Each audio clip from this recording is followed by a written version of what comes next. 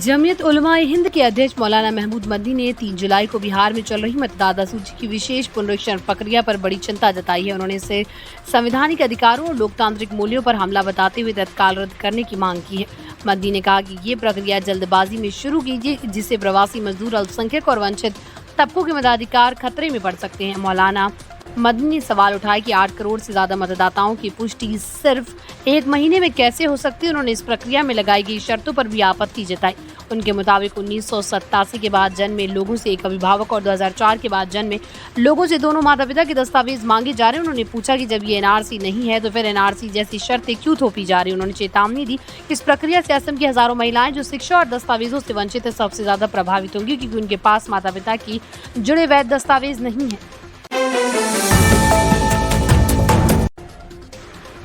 बिहार में 2016 से पूर्ण शराबबंदी कानून लागू है। ज्यादातर लोगों का समर्थन मिल रहा है। इस कानून को प्रभावी रूप से लागू कराने में मद्य निषेध, उत्पाद एवं निबंधन विभाग और पुलिस प्रशासन के साथ साथ राज्य की महिलाएं भी बढ़ चढ़कर हिस्सा ले रही हैं। मुख्यमंत्री नीतीश कुमार का मकसद महिलाओं की सुरक्षा सुनिश्चित करना और घरेलू हिंसा में कमी लाना था। अनोखी बात यह है कि बिहार की महिलाएं नीतीश सरकार की इस योजना का खुलकर समर्थन कर रही हैं। महिलाएं खुलकर सामने आ रही और अवैध शराब की तस्करी और सेवन के खिलाफ टोल फ्री नंबर पर शिकायत दर्ज करवा रही हैं। मद्य निषेध, उत्पाद एवं निबंधन विभाग के टोल फ्री नंबर 15545 और 18003456268 पर रोजाना औसतन 200 से 300 कॉल आ रहे हैं, जिनमें बड़ी संख्या में महिलाएं अपने पति, पिता, बेटे या रिश्तेदारों के खिलाफ शिकायत दर्ज करा रही हैं। विभाग के अनुसार इस पर जनवरी से जून तक कुल 1211 महिलाओं ने शराब से वंचित शिकायतें दर्ज कराई हैं। इसमें जनवरी में सबसे अधिक 270 शिकायत के कॉल आए। इसके बाद 223 कॉल फरवरी, 212 मार्च, 167 अप्रैल, 150 मई और 179 कॉल जून महीने में महिलाओं में से लिए गए हैं। इंग्लैंड में इन दिनों भारतीय क्रिकेट टीम और भारतीय खिलाड़ियों की धूम है। सीनियर मेंस और विमेंस टीम के अलावा इंडिया की अंडर 19 टीम भी सुपरहिट हो रखी है और इसकी सबसे बड़ी वजह है 14 साल के वैभव सूर्यवंशी, जिन्होंने पिछले 3-4 महीनों में अपनी बल्लेबाजी से इतिहास रच दिया। मगर खुद कई बड़े कारनामे करने वाले वैभव भी इस बार इंग्लैंड में एक ऐसी ऐतिहासिक घटना के गवाह बने जिसे भारतीय क्रिकेट ने हमेशा के लिए याद रखा जाएगा। करोड़ों भारतीय की तरह वैभव भी एजबेस्टन में भारतीय कप्तान शुभमन गिल के ऐतिहासिक दोहरे शतक के गवाह बने। पिछले कई दिनों से भारतीय अंडर 19 टीम भी इंग्लैंड के दौरे पर है, जहां वो इंग्लैंड की अंडर 19 टीम के साथ वनडे सीरीज खेल रही है। इस सीरीज के शुरुआती 3 मैच के बाद भारतीय टीम ने 2-1 की बढ़त हासिल कर ली। तीनों ही मुकाबलों में वैभव की बैटिंग का कमाल देखने को मिला। खासतौर पर तीसरे वनडे में इस बल्लेबाज ने तूफानी पारी खेली और 86 रन कूटकर टीम को जीत दिलाई। इस जीत के बाद एक दिन बाद भी खुद वैभव इतिहास के गवाह बने। अमेजन प्राइम की सीरीज पंचायत का सीजन 4 आ गया। सीरीज को फैंस पसंद करें, हालांकि कई लोगों का मानना है सीरीज को काफी खींच दिया गया। ऐसे में कहानी में वो मजा नहीं आ रहा, फिर भी देखने वाले तो देख ही रहे और तारीफ भी करें। भले इस सीरीज को लेकर लोगों को अलग अलग राय देखने को मिली हो, लेकिन सीरीज के एक किरदार पर सभी की एक ही राय है, वो शानदार है। हम बात करें फुलेरा के बनराकस की, जो अब नए प्रधान जी बनने जा रहे हैं। पंचायत के यूं तो सभी किरदार कमाल के, लेकिन फुलेरा गांव के बनराकस यानी भूषण का किरदार सभी का फेवरेट बन गया। ये किरदार भले शो का विलन हो, लेकिन इनकी फैन फॉलोइंग काफी ज्यादा ये किरदार निभाया है एक्टर दुर्गेश कुमार ने। दुर्गेश को फैंस ने सीरीज के बाद नोटिस किया, लेकिन इंडस्ट्री में वो काफी पहले से मजेदार काम करें। दुर्गेश ने हाल ही में अपने इंस्टाग्राम अकाउंट पर एक वीडियो शेयर किया। इस पोस्ट में 2 अलग अलग वीडियो थे, जहां सीजन 4 में पंचायत का चुनाव जीतने के बाद विधायक जी के साथ भूषण का डांस वायरल हो रहा है, तो वहीं दूसरी ओर दुर्गेश ने 11 साल पहले आलिया भट्ट के साथ भी किया गया डांस का वीडियो शेयर किया। जी हां, एक्टर ने आलिया के साथ फिल्म हाईवे में काम किया था। ये रोल बहुत बड़ा नहीं था, लेकिन फिल्म के गाने पटाखा गुड्डी में दुर्गेश दिखाई देते हैं, जहां वो रणदीप के किरदार महावीर के साथ काम करते हैं।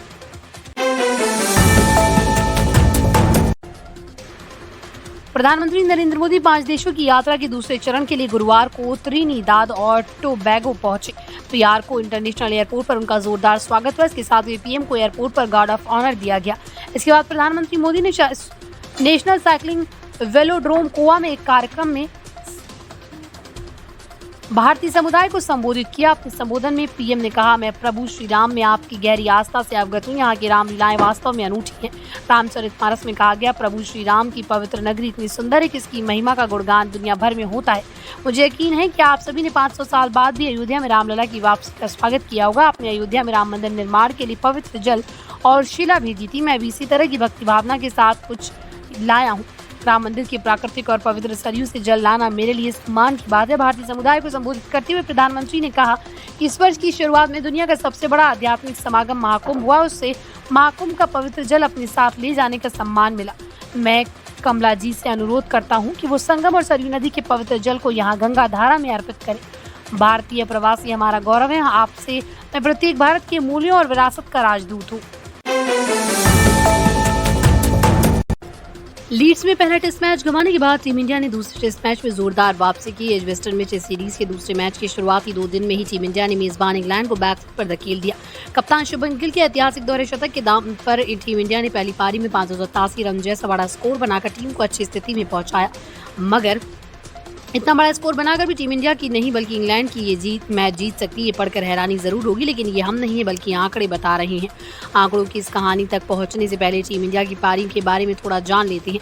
एजबेस्टन में 2 जुलाई से भारत इंग्लैंड के बीच दूसरा टेस्ट मैच शुरू हुआ। मैच के पहले दिन टीम इंडिया ने 310 रन बना लिए और कप्तान शुभमन गिल शतक जमा चुके थे। दूसरे दिन टीम इंडिया ने इसे आगे खेलना शुरू किया। गिल ने टेस्ट क्रिकेट में अपना पहला दोहरा शतक जमा दिया। उनकी 269 रन की रिकॉर्ड पारी ने के दम पर टीम इंडिया ने 587 रन बनाए। इंग्लैंड के खिलाफ उसके ही घर में लगभग 600 रन जैसा स्कोर बनाना आसान नहीं।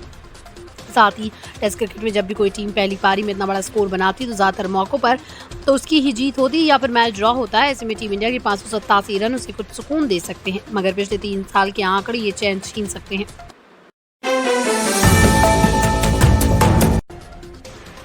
प्रधानमंत्री नरेंद्र मोदी इन दिनों 5 देशों के दौरे पर हैं। वो अपने दौरे के दूसरे चरण में त्रिनिदाद और टोबैगो पहुंचे। पीएम मोदी का त्रिनिदाद और टोबैगो की पीएम कमला प्रसाद बिसेसर ने भव्य स्वागत किया। एयरपोर्ट पर 38 मंत्री और 4 सांसद उनका स्वागत करने पहुंचे। पीएम कमला ने इस दौरान भारतीय पोशाक यानी साड़ी पहनी हुई थी। इसी के साथ कई सांसद भी भारतीय पोशाक नजर आए। प्रधानमंत्री के रूप में ये देश की उनकी पहली यात्रा है और 1999 के बाद से किसी भी भारतीय पीएम की पहली त्रिनिदाद और टोबैगो की यात्रा है। पीएम ने अपनी इस यात्रा के दौरान भारतीय समुदाय के लोगों को अयोध्या आने का न्योता दिया। पीएम मोदी के स्वागत में भारत की संस्कृति को भी देश में प्रस्तुत किया गया। भोजपुरी चौटाल गाया गया।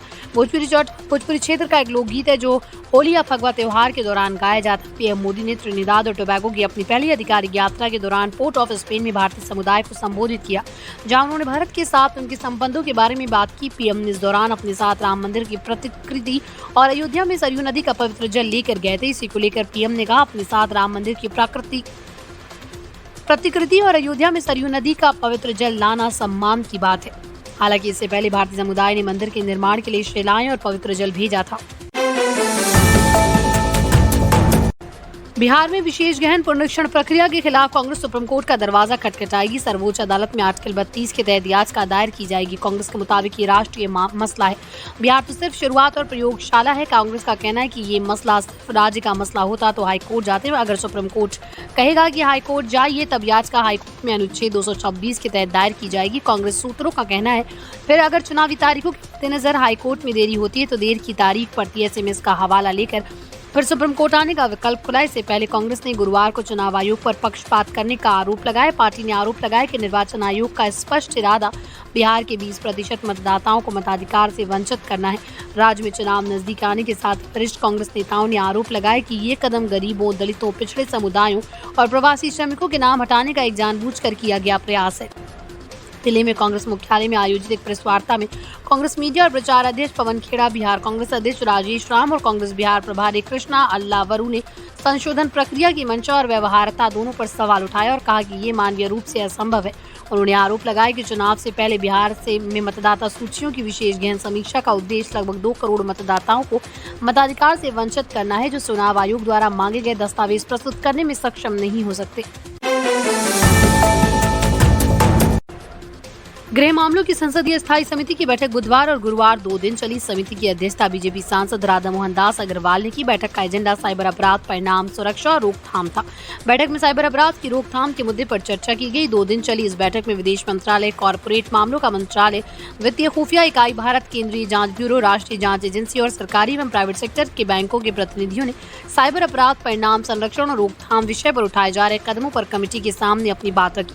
समिति ने साइबर धोखाधड़ी के बढ़ते खतरे पर विस्तार से चर्चा की गई। बैठक में सांसदों ने डिजिटल अरेस्ट के नाम पर हो रही घटनाओं पर चिंता जताई। बैठक में डिजिटल अरेस्ट की घटनाओं में आए उछाल पर खास तौर पर चर्चा की गई। आकलन के मुताबिक 2022 और 2024 के बीच पोस्टल अरेस्ट की घटनाओं में 21 गुना बढ़ोतरी देखी गई, जिसमें करीब 2000 करोड़ रुपए से अधिक का नुकसान का आकलन है। बैठक में फाइनेंशियल इंटेलिजेंस यूनिट ने म्यूल अकाउंट्स के दुरुपयोग की जानकारी दी कि कैसे धोखाधड़ी करने वाले अवैध धन को विदेशों में एटीएम, क्रिप्टो लेन देन और शेल कंपनियों के माध्यम से भेज रहे हैं, जिसमें विदेशी आईपी का इस्तेमाल होता है, जो कि संदेह का प्रमुख संकेत है।